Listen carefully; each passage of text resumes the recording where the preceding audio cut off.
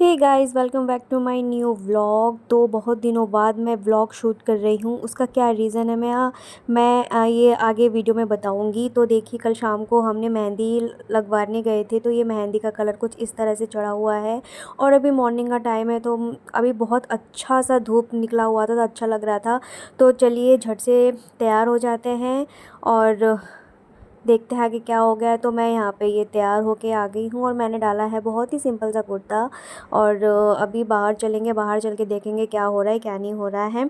तो बाहर चल के आके देखा तो भाभी ऑलरेडी यहाँ पे अपने पैरों में ये आलता लगा के बैठी हुई थी। आई थिंक इसको रंग भी बोलते हैं, आलता भी बोलते हैं। अलग अलग स्टेट में अलग अलग जगह पे अलग अलग चीज़ों से एक ही चीज़ को बुलाया जाता है। तो यहाँ पे मम्मी और भाभी लगा चुकी थी, तो बारी थी मेरी। तो मैं यहाँ पे लगा रही थी। तो मैं यहाँ पे कॉटन या किसी भी चीज़ से नहीं लगा रही हूँ, यहाँ पे फिंगर से लगा रही हूँ। मम्मी बोल रही थी कि फिंगर से लगाने से अच्छे से लग लग जाता है। और वो बैठे बैठे मुझे यहाँ पे इंस्ट्रक्शन दे रही थी कि भर भर के लगाओ। पर्सनली मुझे ये पसंद नहीं आता है ये रंग लगाना। तो अब तीज त्यौहार के टाइम पे तो 16 श्रृंगार करना बनता ही है, स्पेशली करवा चौथ पे। तो मैं यहाँ पे लगा रही थी। मम्मी बोल रही थी कि देखो ये उंगलियों के बीच में भर भर के लगाओ यहाँ पे। तो वो ही लगा रही थी। और गाँव में तो जो होते हैं ना, तो वो तो बहुत अच्छे तरीके से लगाते हैं। और देखिए, ये रहे हमारे पैर, जो दिखने में बहुत ज़्यादा बदसूरत लग रहे थे। रंग बिल्कुल भी अच्छा नहीं लग रहा था, मेरे तो बिल्कुल नहीं, भाभी की तो अच्छी लग रहे थे। बट मेहंदी तो बहुत अच्छी लग रही थी। ये हम दोनों ने सेम डिज़ाइन बनवाई थी। उनकी थोड़ी यूनिक सी थी, मेरी थोड़ी अलग सी थी, बट सेम सेम थी। तो यहाँ पे हमने लिखा था सदा सौभाग्यवती भव और हैप्पी करवा चौथ। अब चलते हैं खाने पीने की तैयारी करने के लिए, क्योंकि करवा चौथ में बनते हैं देसी मोमोज़। उसे गांव की लैंग्वेज में क्या फरेही बोलते हैं। तो वो जो चने की और किसकी दाल होती है, पता नहीं किसकी दाल होती है। तो वो उसी दाल को पीस के उसके बाद इसमें ये चावल के आटे में इसको इस तरह से भरा जाता है और बाद में स्टीम किया जाता है। तो भाभी वहाँ पे स्टीम कर रही हैं।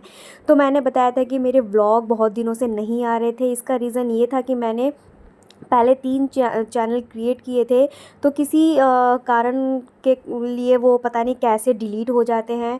और मेरे जो भी मैं व्लॉग शूट करके रखती हूँ वो भी चैनल डिलीट हो जाते हैं, इसलिए मैं थोड़ी डिसअपॉइंट हो जाती हूँ, डीमोटिवेट हो जाती हूँ। बट मैंने सोचा कि कोई नहीं, चलो अब स्टार्ट करते हैं। और थक हार के मैं यहाँ पे लेट गई थी, क्योंकि अब शाम की तैयारी करनी है, उठना है, तैयार होना है, सब कुछ करना है। तो और निर्जला व्रत होता है तो थोड़ा वीकनेस आ ही जाती है।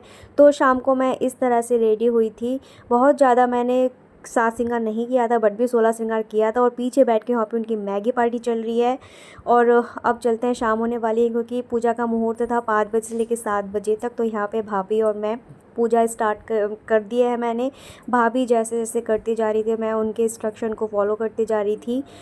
और अब मैंने सोचा है कि मैं वीडियो डाला करूँगी, क्योंकि ये जो हमारी मेमोरीज़ होती है, हम अगर 5 साल बाद 10 साल बाद हम उसको फिर से देख सकते हैं, तो हम ये कह सकते हैं कि उस दिन हमने ये किया था, उस दिन हमारे साथ ये हुआ था।